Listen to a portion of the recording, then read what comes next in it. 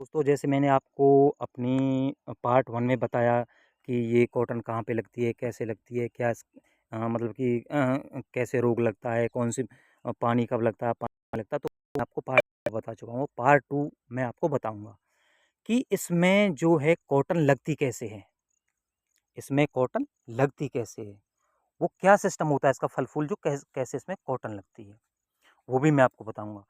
तो मैं आपको सबसे पहले बता देता हूँ दोस्तों, जो इस तो एग्रीकल्चर हमको ये बताता है, जब हम बिजाई करते हैं कि कॉटन का पेड़ 3 फुट की दूरी पे होना चाहिए। जो कृषि विभाग हमको बताता है कि भाई जैसे ये कॉटन का पेड़ हो गया, इससे अगला कॉटन का पेड़ 3 फुट दूर होना चाहिए। वो 3 फुट दूर क्यों होना चाहिए, वो मैं आपको बता देता हूँ। जैसे ये हमारा पेड़ हो गया कॉटन का, और 3 फुट हो जाता है अपना यहाँ पे, ये इतनी दूरी पे होना चाहिए पेड़, इतनी दूरी पे। जैसे एक पेड़ ये हो गया और एक पेड़ ये हो गया, तो 3 फीट की दूरी पे ऐसा होना चाहिए। क्यों होना चाहिए? क्योंकि जो जो ये कॉटन का पेड़ है, इसकी हाइट मिनिमम 5 फुट से लेके 7 फुट तक होती है। मिनिमम 5 फुट से लेके 7 फुट तक होती है। और जो इसकी चौड़ाई होती है मित्रों, इसकी चौड़ाई मिनिमम 2 फुट के लगभग होती है। जो इसकी चौड़ाई होती है, इसकी चौड़ाई दोस्तों 2 फुट के लगभग होती है। तो जब हमारा 3 फुट दूरी पे पौधा रहेगा, तो दोस्तों एक सिंपल सी बात है, इसको हवा भी अच्छे से लगेगी, इसको धूप भी अच्छे से लगेगी। और जब दोस्तों इसको इसको हवा और धूप अच्छे से लगेगी, तो दोस्तों इसमें रोग लगने के चांसेस कम होते हैं, और इसमें कॉटन अच्छी पकती है, और जो कॉटन लगती है ज़्यादा लगती है, और जो फल फूल आता है कॉटन का वो ज़्यादा आता है, क्योंकि इसको हवा और धूप सही मात्रा में मिलती है, जो इसको मिलनी चाहिए। और जैसे मित्रों मैं आपको बताता हूँ, जैसे 2 कॉटन के पेड़ हैं, एक कॉटन का पेड़ ये हो गया, एक कॉटन का ये पेड़ हो गया, पास-पास बिल्कुल। तो जब ये 5 से 7 फुट की दूरी पे 5 से 7 फुट की हाइट निकालेंगे, और 2 फुट के तकरीबन चौड़ाई निकालेंगे, तो दोस्तों ये आपस में फँस जाएँगे। तो फँस जाने के इसका हानि क्या है, वो मैं आपको बता देता हूँ। जब ये दोनों पौधे फँस जाएँगे, इसकी 5 से 7 फुट दोनों पेड़ों की हाइट होगी, और 2 फुट के लगभग इनकी चौड़ाई हो जाएगी दोनों पौधों की अलग-अलग। तो इसमें ना तो अच्छे से धूप लग पाएगी, ना अच्छे से हवा लग पाएगी, और ना ही फिर इसमें अच्छे से फल-फूल आएगा, जिसमें से कॉटन निकलती है, जिसमें कॉटन पकती है, ना वो आएगा, और रोग के चांसेस बढ़ जाएँगे। इसलिए हम 3 की दूरी पे दूसरा पौधा लगाते हैं। जैसे एक पौधा ये हो गया हमारा, और एक पौधा वो हो गया, तो इसलिए हम इतनी दूरी पे लगाते हैं। अगर मान के चलो ये पौधा इसके पास है, तो हम इसकी गुड़ाई करते टाइम यानी नराई करते टाइम हम इसको फावड़े से काट देते हैं। तो दोस्तों ये हमारा हो गया कि इसमें रोग कैसे लगता है, और कितनी इसकी हाइट होती है, कितनी लंबाई होती है, कितनी चौड़ाई होती है।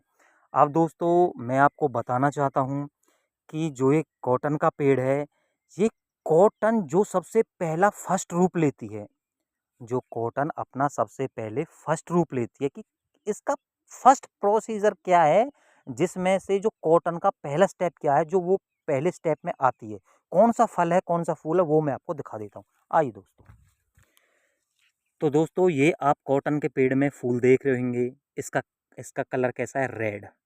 इसका कलर दोस्तों कैसा है, रेड। तो दोस्तों जो ये रेड कलर है ना, आपको रेड रेड दिख रहा है, ये रेड दिख रहा है या संतरी, जो भी आपको दिख रहा है, ये इसका कलर 2 पार्टों में कन्वर्ट होता है। 2 पार्टों में कन्वर्ट कैसे होता है, मैं भी 2 हिस्सों में कन्वर्ट होता है। 2 हिस्सों में कन्वर्ट कैसे होता है, मैं आपको बता देता हूँ। जो ये आपको गुलाबी कलर दिख रहा है, ये गुलाबी दिख रहा है, या ये लाल दिख रहा है। इसका जो सबसे पहले जो ये फूल मेरे हाथ में है, जो भी ये छोटा फूल रहता है, तो ये छोटा इससे भी पहले जो ये छोटा फूल रहता है ना दोस्तों, तो इसका जो फूल का कलर होता है, वो होता है बिल्कुल एकदम से पीला।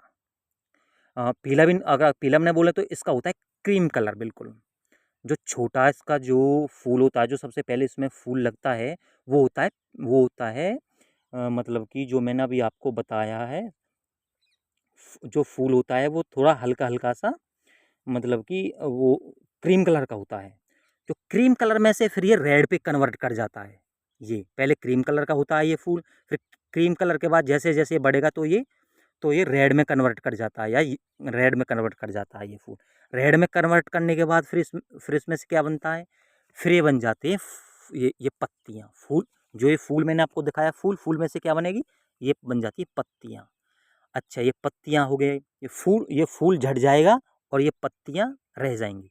अच्छा इस पत्तियाँ में से फिर क्या बनता है दोस्तों? दोस्तों इस पत्तियाँ में से बनता है फिर ये टेंट। इसको दोस्तों टेंट भी बोल देते हैं, इसको दोस्त टिंडा भी बोल देते हैं। तो दोस्त ये टेंट है, ये टेंट आपको बिल्कुल ग्रीन दिख रहा है, आपको अच्छा दिख रहा है, ये ग्रीन टेंट है। ग्रीन का मतलब होता है कच्चा टेंट। तो ग्रीन का क्या हुआ? बिल्कुल से कच्चा टेंट।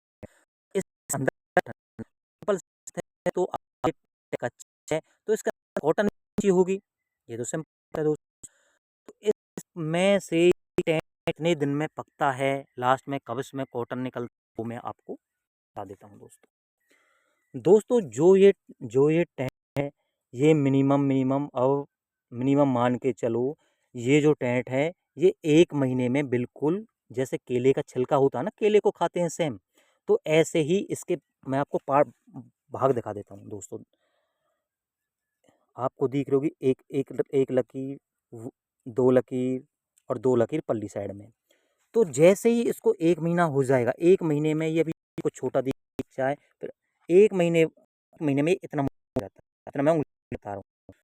जैसे ये हो जाए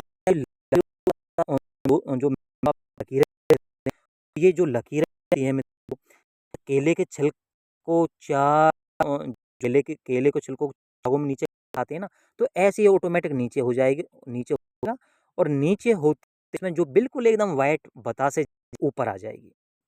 बिल्कुल जो हैं ये बिल्कुल की तरह नीचे आ जाएंगे और इसमें बिल्कुल एकदम से जो ये कॉटन एकदम से बिल्कुल ऊपर आ जाएगी। तो दो ऊपर से ये हो जाता है।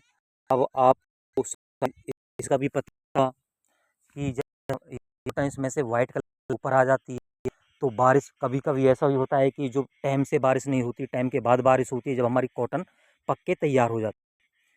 तो दोस्तों आप शायद आप लोग समझते होंगे कि भाई जब बारिश आएगी कॉटन ऊपर ऊपर बिल्कुल के तैयार हो जाएगी और बारिश आती तो कॉटन, तो ये कॉटन खराब हो जाएगी। तो जो कॉटन होती है इस क्या होता है, जो टेंट को टेंडा इसके अंदर जैसे फिर भी एकदम स्ट्रॉन्ग तरीके से इस टिंडे को नहीं पकड़। अगर मान के चलो कंटिन्यू, अगर कंटिन्यू बारिश 4 आवर्स अगर 3 डेज बारिश हो गए, वो भी लगातार और वो भी मीडियम तरीके से बारिश होती है, तो इसका क्या होता है, कपास में वजन बढ़ने के कारण, कपास में वेट बढ़ने के कारण बारिश की बूंदों का, तो ये नीचे बिल्कुल मिट्टी में गिर जाती है। दोस्तों अब ऐसा हुआ नहीं है जो 3 दिन तक कंटिन्यू अच्छी वाली बारिश हुई हो। अगर छोटी मोटी बारिश होती है तो छोटी मोटी बारिश कुछ नहीं बिगाड़ती। अगर मान के चलो सुबह दिन में 3-4 घंटे बारिश पड़ेगी ना, और 3-4 घंटे मौसम साफ हो गया, तो उसी में अगर धूप है तो धूप में सूख जाएगी, अगर हवा चलेगी तो कॉटन हवा में सूख जाएगी। जब ये सूख जाएगी तो इसमें से पानी का वेट कम हो जाएगा। ये तो सिंपल सी बात है। जब पानी का वेट कम हो गया तो वो फिर अपनी जगह पे सेट है ही है दोस्तों। तो इसलिए अगर कंटिन्यू 3 दिन तक बारिश होती है दोस्तों, 3 दिन तक पूरी मात्रा में बारिश होती है और बिल्कुल हवा नहीं चलती और धूप नहीं निकलती, तो दोस्त इसके चांस बन जाते हैं पूरे कॉटन को ख़राब होने में, क्योंकि ये मिट्टी में नीचे खेत में ज़मीन में गिर जाती है।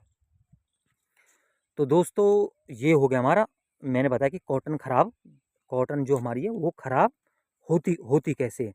फिर इसके बाद दोस्तों हम क्या करते हैं, जब ये कॉटन बिल्कुल पक के तैयार हो जाती है, फिर इसमें हमारी लेबर लगती है।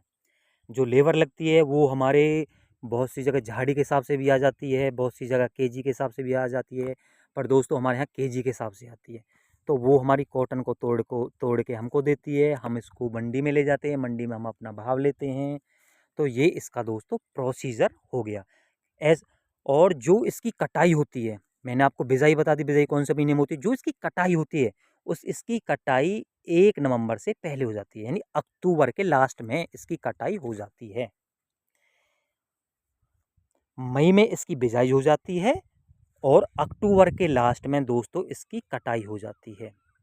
तो दोस्तों ये हो गया कपास का प्रोसीजर पूरा, कि कपास कैसे लगती है, कपास कैसे नहीं लगती। और आप सोचते होंगे कि यार हम रुई भी है, कॉटन ये जो भी है कपड़े भी देखे हैं, धागा भी देखा है, पर लेकिन हमने कॉटन का पेड़ नहीं देखा। तो दोस्तों मैंने आपको इसका सारा कुछ बता दिया, कैसे कॉटन लगती है, कैसे क्या होता है। तो आप लोग इस वीडियो को देखिएगा और इसको देखने के बाद सब्सक्राइब कीजिएगा। तो धन्यवाद दोस्तों, अब मिलते हैं अगली वीडियो में।